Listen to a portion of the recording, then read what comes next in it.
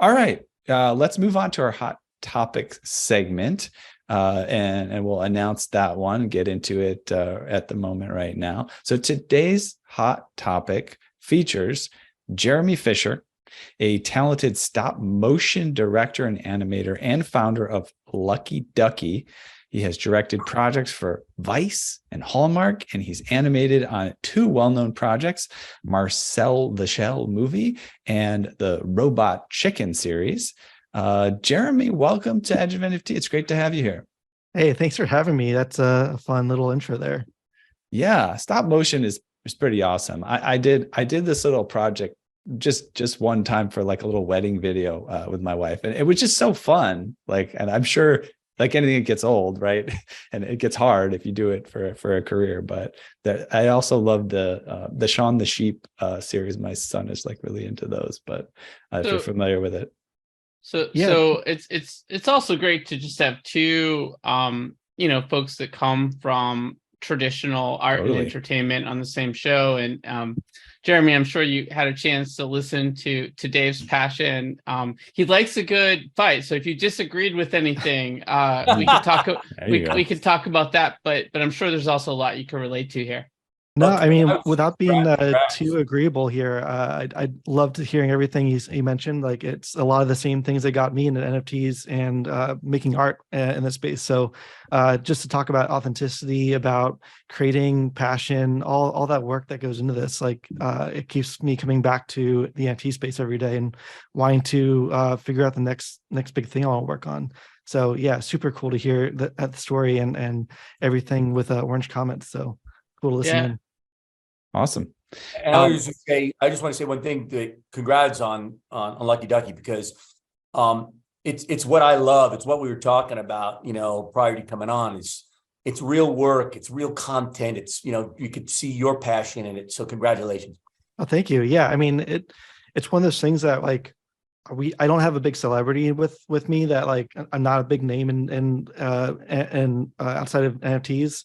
So we had to just do this grassroots, small build up. And I think that's it's such a hard thing in this space to get your name across. And but yeah, we've been pulling it off. I mean, we've had our ups and downs since the bull market to the bear market, but I think the projects that stick around are going to do really well from here on out. Well, you can thank William Tong, because he gave me the alpha prior to your project, and I do whatever William says. So Edge of NFT is one of the early holders of your project. Oh yeah, no, he's been great. Yeah, he's one of those guys that he just happens to know all the right people in NFTs and elsewhere. So when I chatted with him the first time, he was like, whatever you're doing, Jeremy, I want to be a part of. And that's how we got this conversation started. And it's been awesome working with him ever since. Awesome. Well, we hear that director animator Peter Levin also wants to be a part of what you're doing. He's an advisor to Lucky Ducky. Sounds like he's going to support your animated series pitching efforts to the studios. Tell us a little bit about bringing him on. Yeah. So when we were first coming up with this concept for Lucky Ducky, it was the time when everything was just a quick flip of pixel art, and I think Bored Apes and Cool Cats had just started to take hold a little bit. And working in entertainment, I saw this as an opportunity to say, what if we had a project that, and this is going to sound kind of cliche now, but back then it was, what if we had a project that had a story, that had characters that you wanted to really latch on to beyond just a quick flip and a quick PFP. And so what that led to was just really honing in on what are the metrics of solid character design, solid character development, not doing stuff with cigarettes and about gore and all this stuff, because working in entertainment, you have to deal with S&P and dealing with lawyers and stuff. A lot of these projects want to do animation, they want to get into the space, but they have all these issues built into the project from the day one. They can't just throw it into animation. So baked into our project, we wanted to really set off on the right foot. There's no Ethereum logos. There's no projects that were embedded in the project that we now have to make excuses for later on. It's all just strictly the core characters that we love and care about in this project.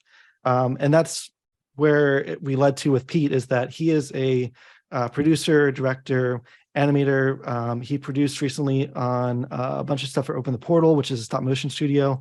He's assistant directed on Marce the Shell. Just came out in theaters not too long ago. But he is like one of the best people I know in stop motion.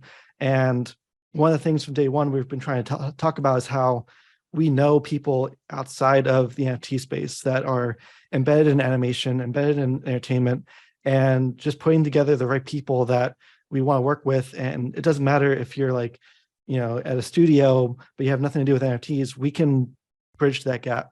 So Pete is our first kind of like showcase of that effort.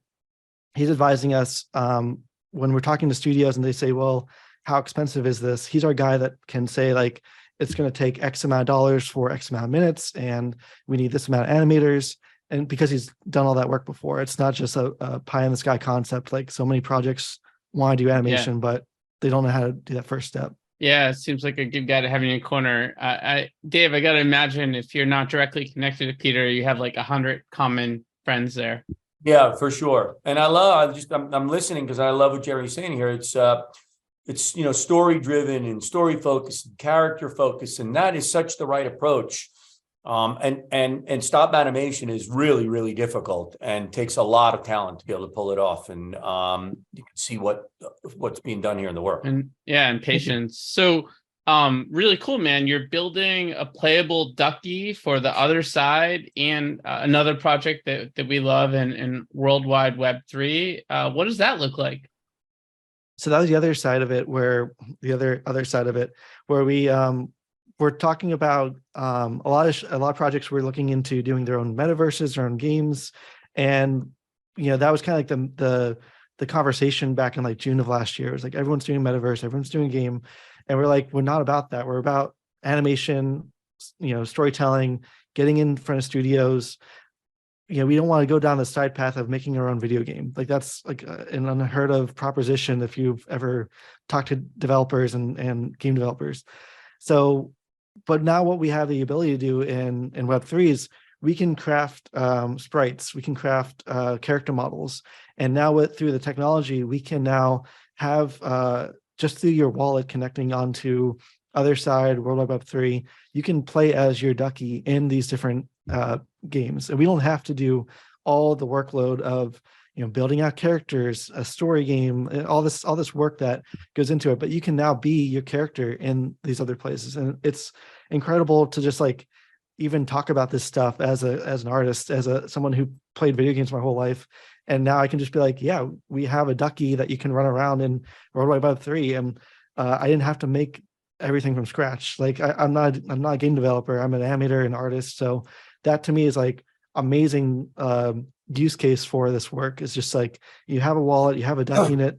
Now you've unlocked all this potential and all these games you want to play, and you can just like run around with your friends as Duckies in the metaverse. That to me is like what part of this future is like. Yeah, that's fun. And you guys are working on this sort of community-driven claymation story right now, calling it Backstage Pass. Tell us what listeners should know about that one. So anyone who's been to LA on vacation, maybe has done the studio tours where you go to the back lots and see how they like make all the movies and all the shows. It's really great to just kind of like peek behind the curtain a little bit and see the process of every show that you get to see on TV has like, it's all in warehouses and buildings that are just really nondescript. So we want to take that kind of setup of going on the little golf cart and going around to all the different shooting spots. But through the power of our project, we can do that with NFTs, and holders can now be part of the process of making content with us. So it's not just something like changing the color shirt on a character in a show. This is like full on, we're pitching the first stage of this, which is a Ducky who's baking a cake for a party. And now the community has said, what happens next step? And then we will collect in a writer's room on our Discord all the different ideas and all the things that people are pitching to us.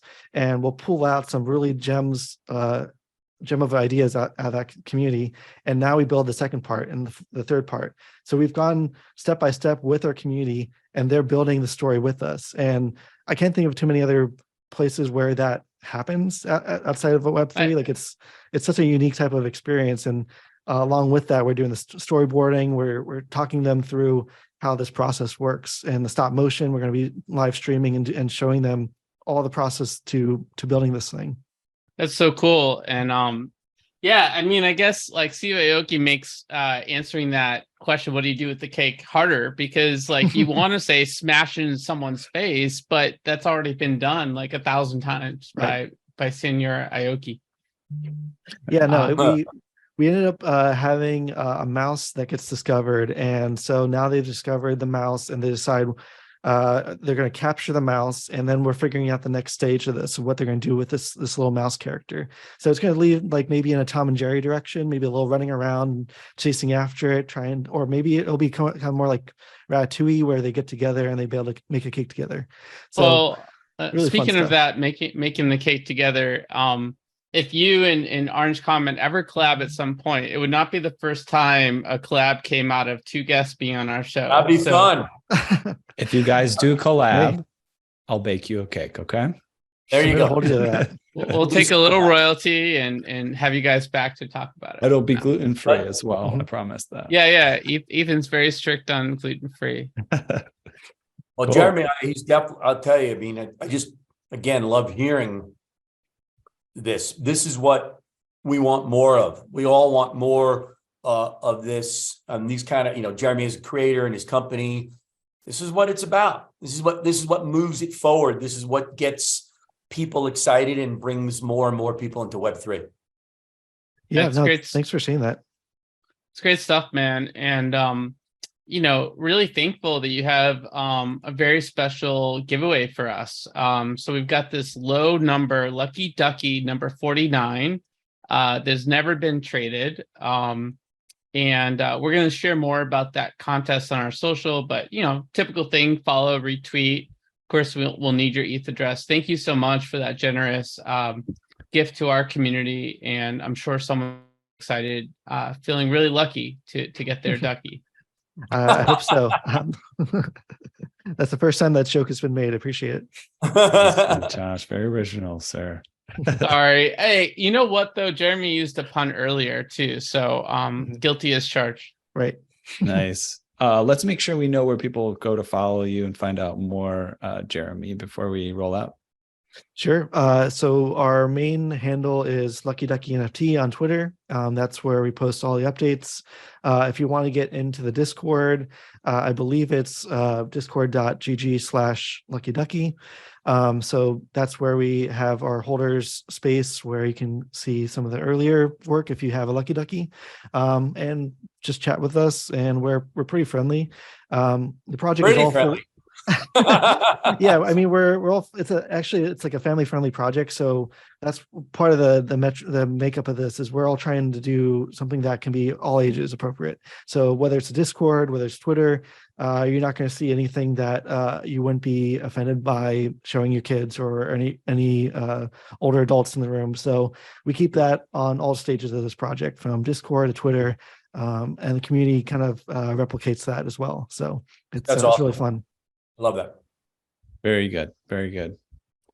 I'm just trying to think of dirty things you could do with Lucky Duckies now. I don't know why. I mean, like, Well, you could change the ducky to one vowel, and then you got a whole nother. You can make, I know. make a It's derivative like series called Unlucky Ducky. Feel free. I mean, that is wide open right there.